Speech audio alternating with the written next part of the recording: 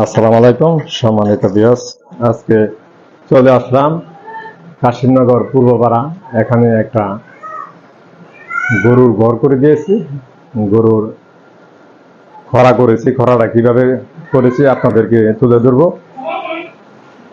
এখানে আমরা রাউন্ড করে দিয়েছি। দূরে থেকে যাবো, দূরে থেকে যাবো, সমস্যা নেই। তুমি দুনোরা ক্যামেরা দেবা এইভাবে, তুমি এখানটা আমি এখানটা যেন হাত দিয়াম এইভাবে তুমি ফোকাস করে।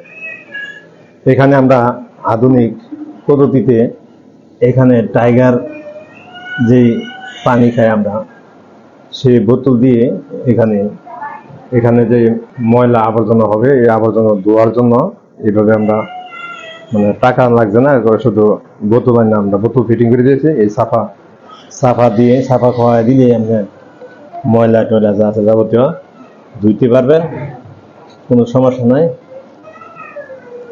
ভিডিওটা কেমন হয়েছে, খরাটা করেছি, খরাটা কি সুন্দর হয়েছে।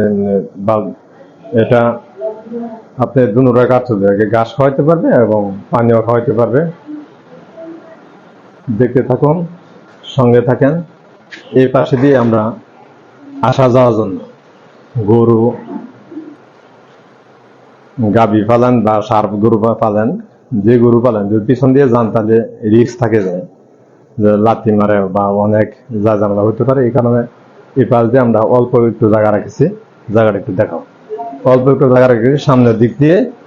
হ্যাঁ, খাবার দিতে পারবে গরুরা, কোনো সমস্যা নাই। খুব সুন্দর, মানে এটা হলো 9 ফুট টিনের ছানি। আমরা 7 ফুট জায়গা দিয়েছি পিছনে, 7 ফুট 6 ইঞ্চি জায়গা দিয়েছি পিছনে।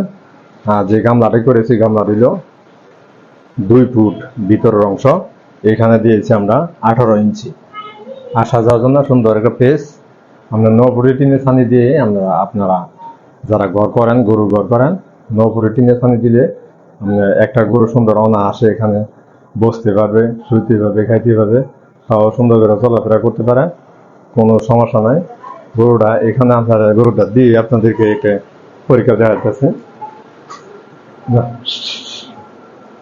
দেখেন গরুটা দাঁড়াইছে, পিছনে কিন্তু প্রচুর জায়গা। মার্শাল্লাহ, গরুটা অনেক বড়, তারপর পিছন দিয়ে অনেক জায়গা থাকায় কোনো সমস্যা নাই। দেখতে থাকুন কেমন হয়েছে। যদি ভালো লাগলে কমেন্টে জানাবেন আমাকে। আপনাদের ভালোবাসা আমি এ পর্যন্ত এগিয়ে আসছি। আপনাদের ভালোবাসা পেলে আমি আরো অনেক দূর এগিয়ে যেতে পারবো। আপনারা আমাকে লাইক, কমেন্ট, ফলো দিবেন। আজকের মতো আপনাদের সকলকে ধন্যবাদ জানিয়ে আজকের মতো এখানে সমাপ্ত ঘোষণা করেছি। খুদা হাফেজ।